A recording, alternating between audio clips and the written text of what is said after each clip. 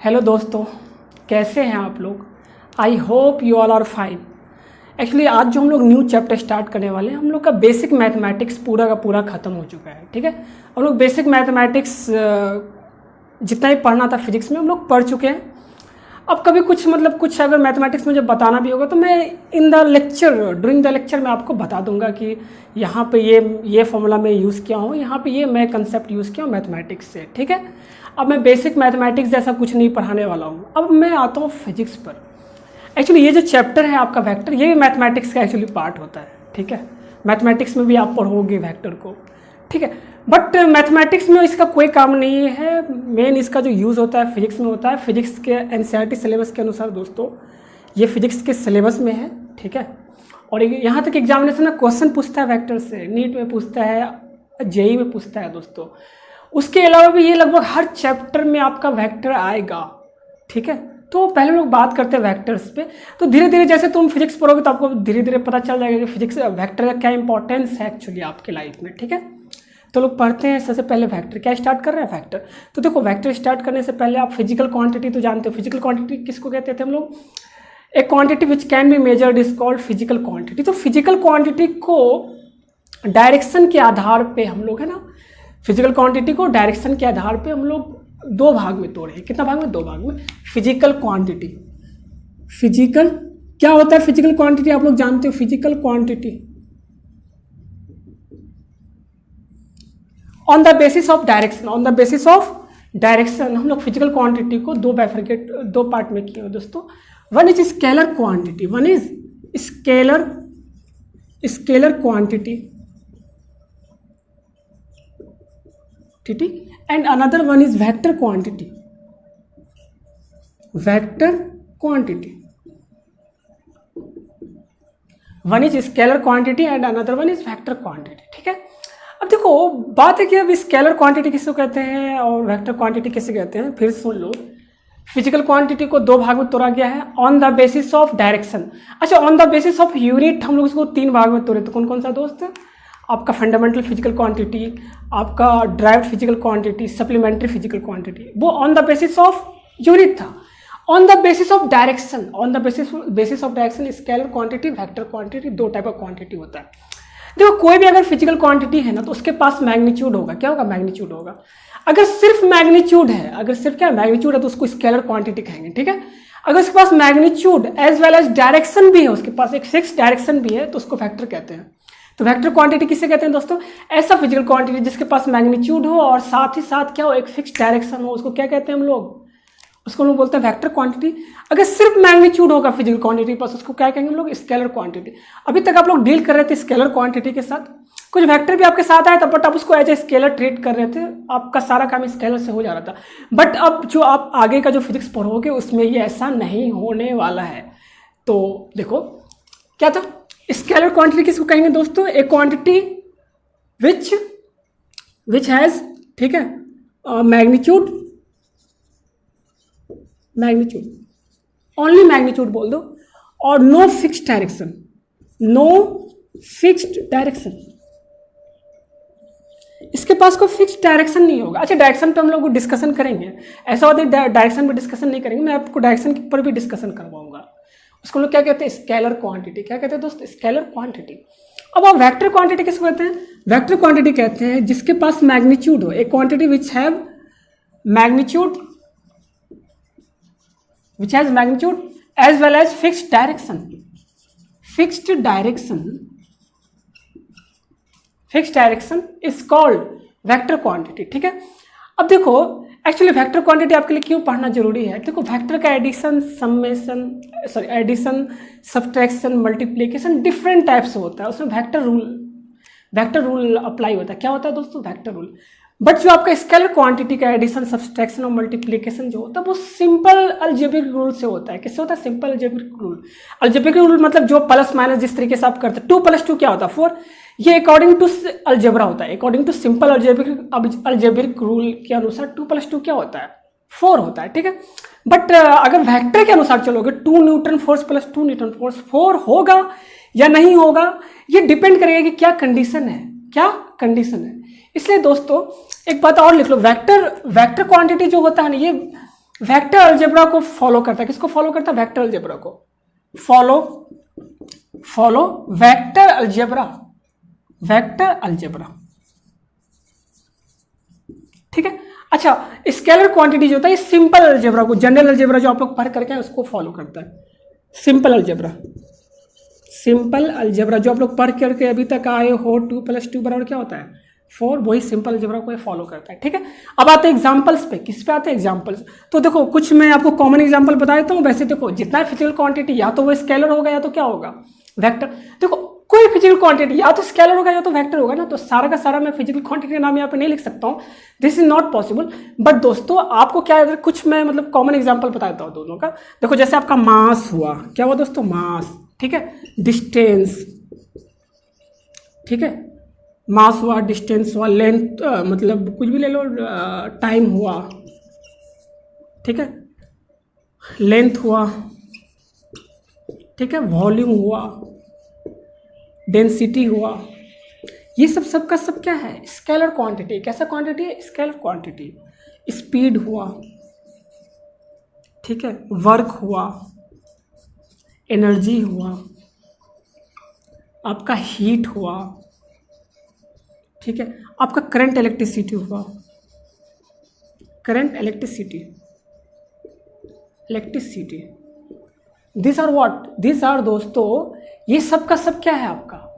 ये सब का सब स्केलर क्वांटिटी एटसेट्रा मैं डाल देता हूँ। क्या डालता हूँ? एटसेट्रा। इसके अलावा भी बहुत सारा जितना फिजिकल, या तो वो स्केलर होगा या तो क्या होगा आपका, या तो आपका क्या होगा दोस्तों? वेक्टर। और भी हो सकता है, और भी लिख लो। चार्ज हुआ आपका, चार्ज, ठीक है, पोटेंशियल डिफरेंस, इलेक्ट्रिक पोटेंशियल, मतलब बहुत सारा क्वांटिटी। तो सबको मैं यहाँ पे नहीं लिख रहा हूँ फिलहाल के लिए, बट जैसे जैसे आएगा तो वहाँ पे मैं बता दूंगा ये स्केलर है, ये वेक्टर है, आपको पता चल ही जाएगा कौन स्केलर कौन वेक्टर। चलो कुछ वेक्टर का भी एग्जाम्पल देख लो। एग्जाम्पल वेक्टर का, जैसे आपका डिस्प्लेसमेंट हुआ, डिस्प्लेसमेंट, ठीक है, आपका वेलोसिटी, आपका फोर्स, ठीक है, आपका एक्सेलरेशन, एक्सेलरेशन, ठीक है दोस्तों, और क्वांटिटी बोलो, मोमेंटम, ठीक है, आपका इम्पल्स, ठीक है, इलेक्ट्रिक फील्ड, इलेक्ट्रिक फील्ड, ठीक है, magnetic field, magnetic, magnetic field, ठीक है, एटसेट्रा। बहुत सारा होगा वेक्टर, तो मतलब या तो स्केलर होगा या तो वेक्टर होगा, इसी में से कोई एक होगा, ठीक है। बहुत सारा हो सकता है, तो इसलिए मैं कुछ एग्जांपल देके छोड़ दिया हूँ आपको, ठीक है।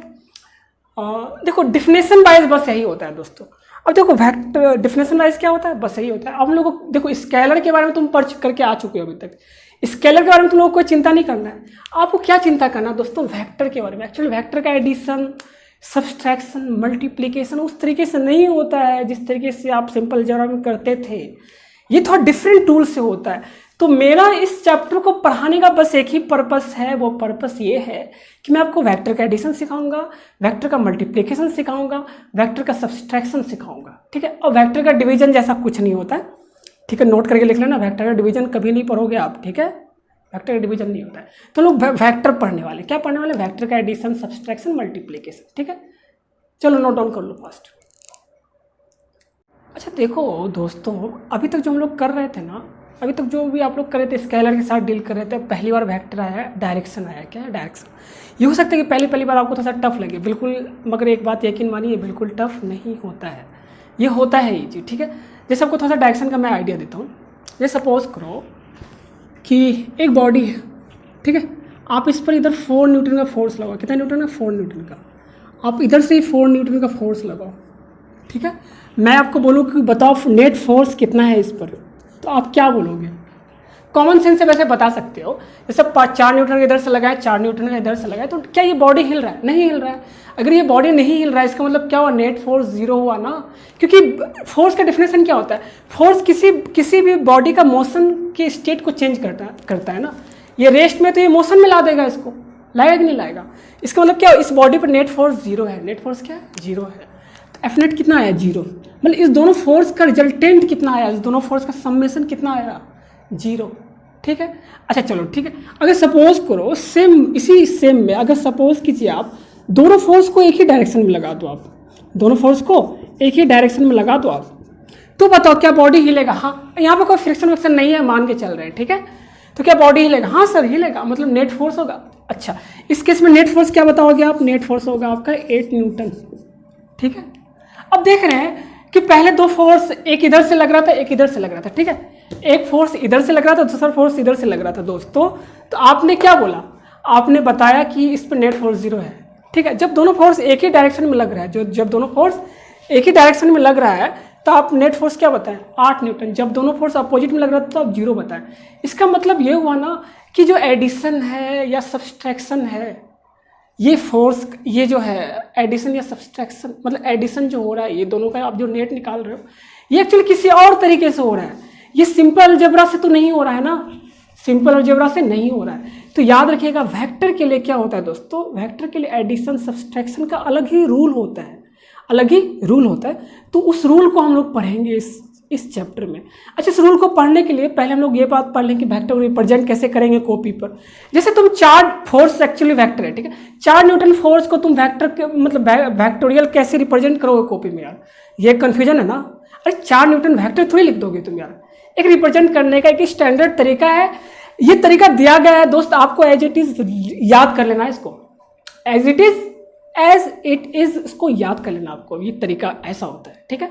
आपका सिंबल है उसको एज इट इज रख लेना, ठीक है। कुछ रूल बनाया गया उसको एज इट इज एकदम अपने माइंड में रख लेना, उसमें दिमाग मत लगाना सर ऐसा कैसे हुआ, दिमाग बिल्कुल मत लगाना उसमें, क्योंकि आपको है ना एडिशन सब्सट्रैक्शन और मल्टीप्लिकेशन को पढ़ाने के लिए इनिशियली कुछ चीज़ को माना गया है। मतलब सिंबल हम लोग वेक्टर कैसे रिप्रेजेंट करते हैं, ठीक है, ये सब चीज़ कुछ माना गया है, ठीक है। एंगल कैसे लेते हैं दो वेक्टर के बीच का, तो ये जो रूल है आपको डिट्टो सेम टू सेम अपने माइंड में सेट कर लेना है, ठीक है, उसमें दिमाग मत लगाना। चलो अब हम लोग आते हैं, सिंबल क्या होता है वेक्टर का? सिंबल ऑफ वेक्टर,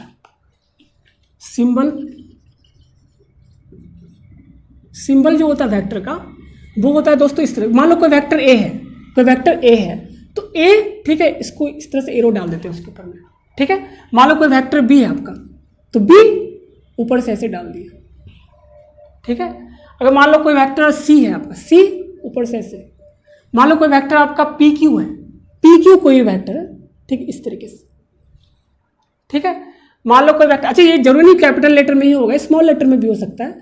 देखो यहाँ पे ए बी सी डी की जगह कुछ भी हो सकता है, फोर्स हो सकता है, वेलोसिटी हो सकता है, डिस्प्लेसमेंट हो सकता है, कोई वेक्टर क्वांटिटी हो सकता है यहाँ पे, ठीक है। तो क्योंकि हम अभी किसी पार्टिकुलर फिजिकल क्वांटिटी के बारे में नहीं पढ़ रहे हैं, इसलिए हम लोग ए बी सी डी लेंगे। क्या लेंगे? A B C D. जैसे आपका मान लो डी वेक्टर हुआ या कुछ भी ले लो, इस तरह सिंबल होता है। अच्छा, इसका सिंबल एक और होता है दोस्तों, बोल्ड लेटर से भी आप लिख सकते हैं, इसको बोल्ड करके लिखो, बोल्ड लेटर से भी आप लोग लिख सकते हो। जैसे कि मान लो वेक्टर ए, तो वेक्टर ए को इस तरह से बोल्ड करो आप, ऊपर एरो मत देना, बस बोल्ड कर दो। एनसीईआरटी में इस तरीके से लिखा रहता है, कहाँ एनसीईआरटी में, जैसे ये इसका मतलब क्या वेक्टर ए हुआ। या फिर देखो इस तरह से कोई अगर इस तरह से बहुत बोल्ड है, एनसीईआरटी बुक में मिलेगा आपको, या कोई फॉरेन राइटर की बुक में मिल जाएगा, बोल्ड लेटर में जो लिखा था वो भी क्या वेक्टर को बोल्ड लेटर में भी लिखते हैं, ठीक है। चलो ये आपका सिंबल हो गया, क्या हो गया? सिंबल। अब देखो ज्योमेट्रिकल रिप्रेजेंटेशन ऑफ वेक्टर का बात कर लेते हैं। Geometrical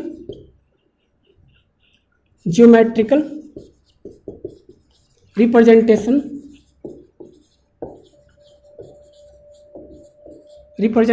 of vector.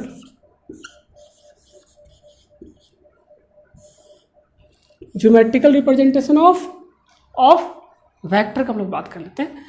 देखो कॉपी में आप जो वेक्टर को कैसे दिखाओगे, कॉपी में आप वेक्टर को दिखाते हैं एरो हेडेड लाइन सेगमेंट से। कैसे दिखाते हो? Arrow headed line segment. कैसे दिखाते हो यार? एरो हेडेड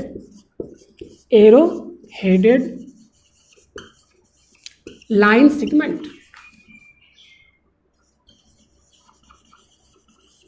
ठीक है। एरो हेडेड लाइन सेगमेंट मतलब मान लो ये इस तरीके से, ठीक है, इस तरीके से। ये मान लो कोई वेक्टर ए है, तो इसका मतलब क्या हुआ इसका मतलब कि जिधर एरो है मतलब वेक्टर का डायरेक्शन उधर ही है। वेक्टर का डायरेक्शन किधर है? जिधर एरो है वेक्टर का डायरेक्शन उधर ही है, इसका मतलब ये होता है। ठीक है, और इस लाइन सेगमेंट का जो लेंथ है ना, ये मैग्नीट्यूड दिखाता है। क्या किसको रिप्रेजेंट करता है? अगर मान लो कम मैग्नीट्यूड है तो कम लेंथ होगा, ज़्यादा मैग्नीट्यूड है तो ज़्यादा लेंथ होगा। ठीक है, इसको कॉपी पे हम लोग इस तरीके से वेक्टर को दिखाएंगे, कॉपी पे हम लोग वेक्टर को इस तरीके से दिखाएंगे। ठीक है, क्योंकि जैसे 4 न्यूटन फोर्स लिखोगे कॉपी में, वेक्टरली आपको दिखाना है तो ऐसे दिखाते हैं हम लोग। ठीक है, देखो इसमें जो आपको लेंथ जो होता है, लेंथ ऑफ लाइन सेगमेंट जो होता है, लेंथ जो होता है दोस्तों, ये कौन दिखाता है? मैग्नीट्यूड देखो, लेंथ क्या दिखाता है? Magnitude of vector. लेंथ क्या बताता है? Magnitude of vector. ठीक है, मैग्नीट्यूड ऑफ वेक्टर। अच्छा, अब देखो ये जो एरो होता है ना, एरो जो होता है दोस्तों, ये डायरेक्शन को बताता है। किसको बताता है?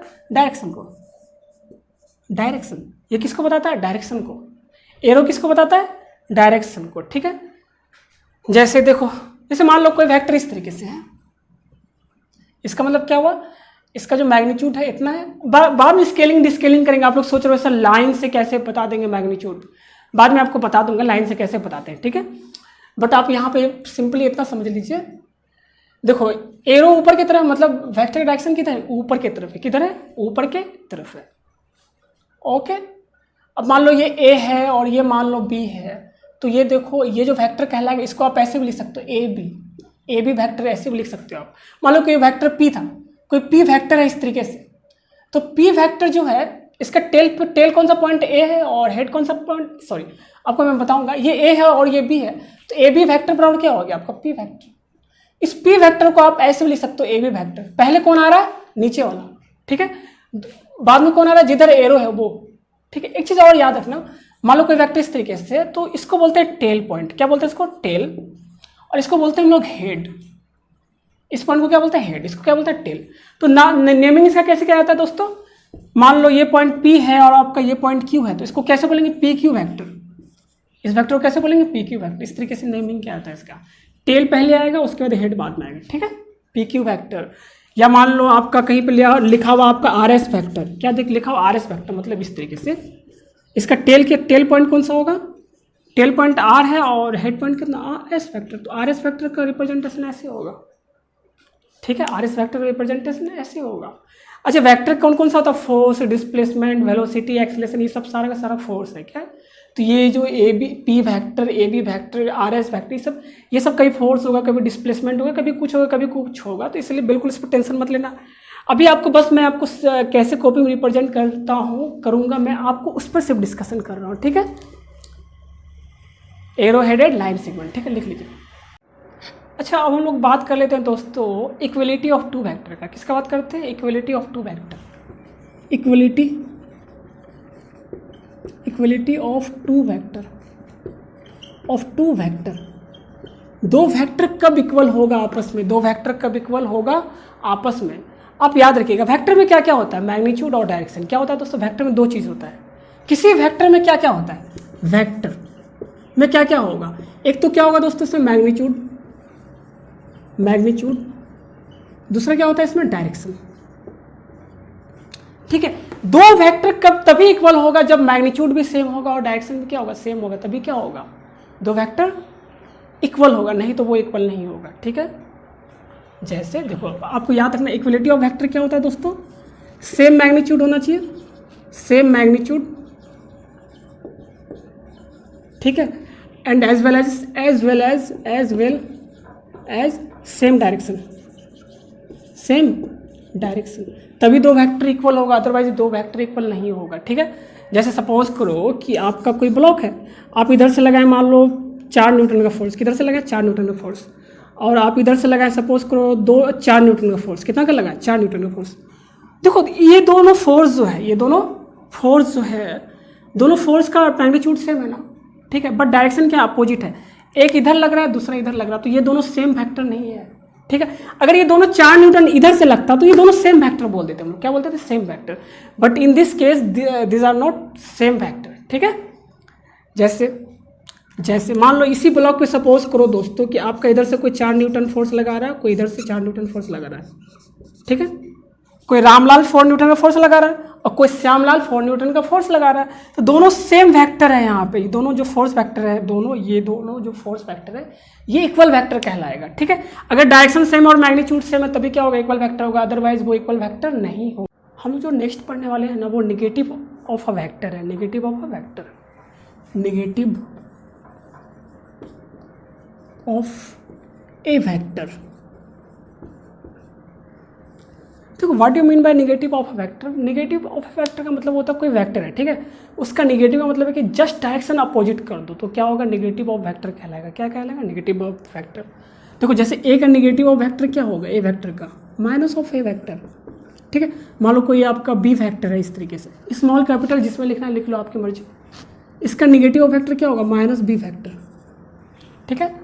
देखो मान लो ए वेक्टर आपका इस तरीके से है, ए वेक्टर इस तरीके से, तो निगेटिव वेक्टर मतलब क्या हुआ, डायरेक्शन जस्ट अपोजिट कर लो और कुछ चेंज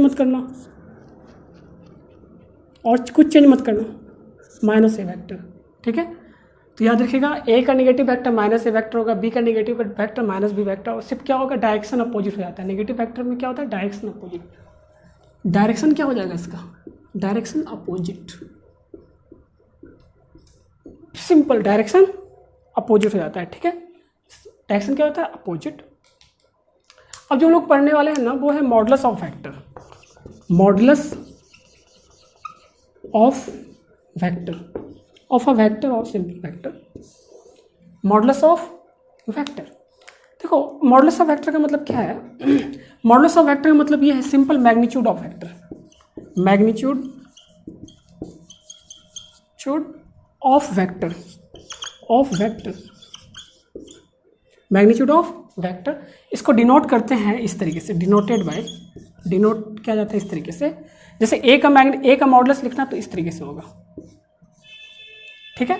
और सिंपली आप ऐसे भी लिख सकते हो, सिंपल ए लिख लो, सिंपल ए लिख लो, ठीक है। जैसे देखो मॉडुलस ऑफ वेक्टर बी लिखना है तो ये सिंपल ऐसे लिखो, और सिंपली आप बी लिख दिए, बी लेटर, ऊपर एरो नहीं होना चाहिए, या तो आप बी लिखो या तो मॉडुलस ऑफ बी लिखो, ठीक है। तो ये लिखने का या ये लिखने का मतलब क्या हुआ है कि सिर्फ मैग्नीट्यूड लिख रहे हैं, सिर्फ क्या लिख रहे हैं, मैग्नीट्यूड, मतलब वो लेंथ जो आप कॉपी में जो ड्रॉ किए वो सिर्फ लेंथ लिखाया गया, क्या लिखा गया, लेंथ, ठीक है। जैसे मान लो मॉडुलस ऑफ सी वेक्टर है, ये एबीसी कोई कुछ भी हो सकता है, रैंडम कुछ भी हो सकता है, मॉडुलस ऑफ सी बोलते हैं उसको, ठीक है। और सिंपली आप ऐसे ही बोल सकते हो सी, मतलब magnitude of C, magnitude of C vector. तो मॉडुलस को लोग ऐसे लिखते हैं, ठीक है, मॉडुलस को लोग ऐसे लिखते हैं, मॉडुलस ऑफ वेक्टर। ये भी एक सिंपल सा बात है, इजी सा कुछ है इसमें, कुछ रॉकेट साइंस नहीं है इसमें। अब देखो जैसे आप ये पढ़ रहे हो, जैसे मान लो आपको कॉपी में कहीं 4 न्यूटन फोर्स को रिप्रेजेंट करना है, किसमें दोस्तों, कॉपी में, अब 10 न्यूटन फोर्स को रिप्रेजेंट करना है, यस मान लो 100 न्यूटन फोर्स को रिप्रेजेंट करना है, ठीक है। तो कैसे करते हैं ये देख लीजिए, है ना। जैसे आपसे पूछा रिप्रेजेंट, ठीक है, 100 Newton force in your copy, तरीका क्या होगा, तरीका सुन लीजिए। 100 न्यूटन, देखो कॉपी में आप न्यूटन तो नहीं ना, कॉपी में क्या होता है, सेंटीमीटर का लाइन खींचोगे ना यार, न्यूटन का तो कोई लाइन होता है नहीं कॉपी में, क्यों होता है, नहीं होता है न्यूटन का लाइन, ठीक है। तो देखो आप क्या करो, आप सिंपल क्या कीजिए, कॉपी में दोस्तों एंगल वैंगल कोई बात नहीं बोल रहे हैं, represent 100 Newton force in your copy, represent 100 Newton force in north direction लिख लो, क्या कर लो, इन नॉर्थ, क्योंकि वेक्टर तो डायरेक्शन मैग्नीट्यूड दोनों होगा ना, उसमें डायरेक्शन मैग्नीट्यूड दोनों होगा, तो इसलिए मैं लिख ले रहा हूँ represent 100 Newton force in north direction, ठीक है, इन योर कॉपी, सिंपल से देख लो तरीका क्या होगा।